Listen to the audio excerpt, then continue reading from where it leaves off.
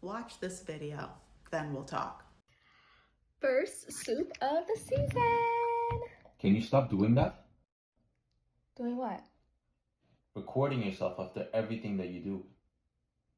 But I don't do everything. It's just the soup that I made. It's the first one. You don't need to record just because you made a soup. You don't like your soup? Well, it's the only thing that you made.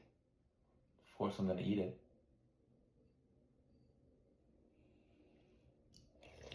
What we just witnessed was vampirism in real time. We watched a man who was not even on screen suck the life, suck the joy, suck the words out of a conversation. Not even a conversation. She wasn't even necessarily trying to converse with somebody. He sucked the light out of that lady, so that way she just ate her soup in silence. This is one of many examples of what energy harvesting looks like. There's a lot of men that feed off of this. They feed off of getting women angry. They feed off of disagreeing with women. They feed off of women's joy. They feed off of women's schmexual energy. Yeah. There's a lot of men out here practicing witchcraft on ladies. I don't think folks realize that. It's wild. It's terrifying. It's wild. And just as a reminder, and I think I talked about this in my video on the Tinder swindler. If it's up there, I'll just tag it right up here. But you don't have to be in a romantic relationship with a man for them to harvest your energy. You don't have to. There are other ways that happens. So that is one point of this. Before I dive into the second point, actually there's two other points to this. But first, hi, for those of you who are new here, my name is Shayna. I'm a journalist, and on this platform I talk a lot about decentering men and child-free living through an intersectional lens. If any of that sounds like a vibe, please like, share, and subscribe. If you are interested in moving abroad, living abroad, what that looks like, how to do it, especially if you are in a particular country where things are getting particularly spicy at an increasingly alarming rate, head over to Black Babes Abroad.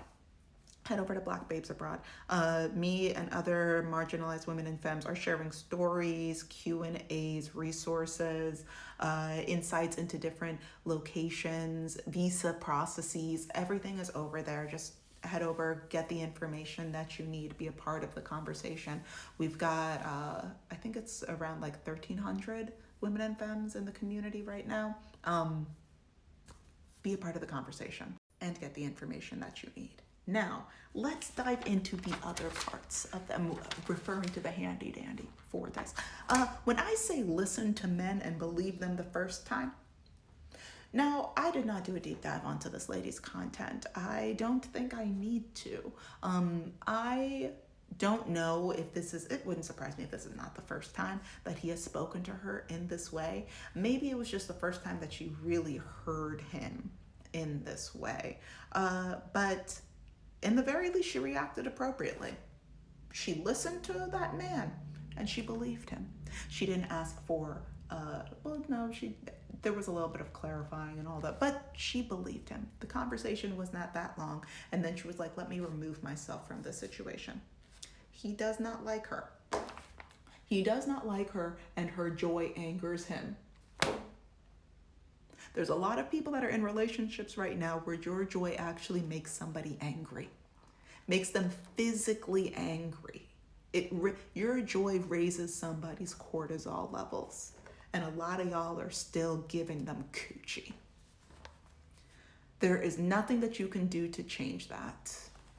Hard pill to swallow. There's a lot of people out there, especially women, especially oldest daughters, fixers. Fixers, don't worry about it. I got it. I'll get it under control. I've gotten everything else under control before. Sure, there were some uncomfortable situations in the past. I am in charge. You believe that man.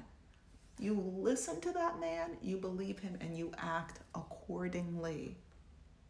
Now, this is going to enter into the third part of this conversation that I find fascinating. I'm curious about your thoughts on this, because I think that especially on the digital space, we're going to be seeing an evolution of this sooner rather than later. Because the person that posted this video on her page, at least for now, she considers herself a dating content creator. A content creator that focuses on the world of relationships, romance, dating, all that stuff, right? And first of all, don't go sending her any hate or anything like that. I feel like I have to preface this before every video, right? Or during every video. But I think that there's a trap. There's a very obvious trap in dating content creation and dating content creators, because I wrote this down. Your online identity is either the relationship or healing from the relationship, likely in order to enter into another relationship. And that is if you choose to remain a dating or romance or whatever content creator. Now, there are a lot of content creators that started off as like couples channels, and it's also really creepy when it gets into like the interracial dating thing, where it's like hashtag interracial, hashtag, I don't know, creepy acronyms. And I'm like, that's choice. That's a concerning choice. But there are a lot of people that it's fine, because that's a kind of content that I guess people are still binging as of lately. But once again, I do think that this is a thing that's getting ready to change very quickly. But you have that be your identity online. Once you have that be your identity online, and then you start getting known for it, then you start making money off of your relationship, and people lose the you in the couple. So there's a lot of dating content people, couples content people that are in terrible marriages, terrible relationships. They're cheating on each other chronically, but they know that their content together is where the money is. So they stay together for the money, for the notoriety, for the brand deals, for the access to exclusive whatever. There's a lot of that goes on. So either they remain in that or they leave, still want to remain within the dating content sphere, but they say, okay, well, now it's going to be me healing from this relationship. So come on me on my self-love journey, come with me on my fitness journey, which is also kind of wild, because a lot of people take that fitness journey and then not just like, sure, there are some people that, because of heightened cortisol levels and all of that, and depending on what goes on in the relationship, a lot of people do tend to gain weight in these relationships. No heat, no judgment on that. I'm just saying that the pipeline from that to the terrifying, whether that's like ED content creation or this is how you eat less, and this is how, there's a lot of that online right now. But so like there's ways to like branch off, some healthier than others. But if you decide to remain in that space where all you want to talk about is dating, relationships, your process of moving from one relationship to another, as we as a global society are clocking women more specifically moving away from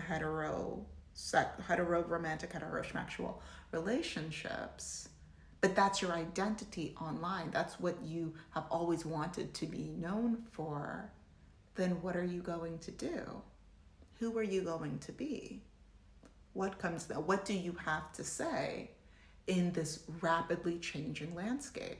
And this isn't even necessarily about the creator that I tagged in the beginning of this, but it does beg the question: if you are a dating content creator and you are no longer dating, if you have been hurt in relationship, if you are a dating content creator in this time and space, is that the hill you want to die on? And if not, who do you want to be in this rapidly changing space?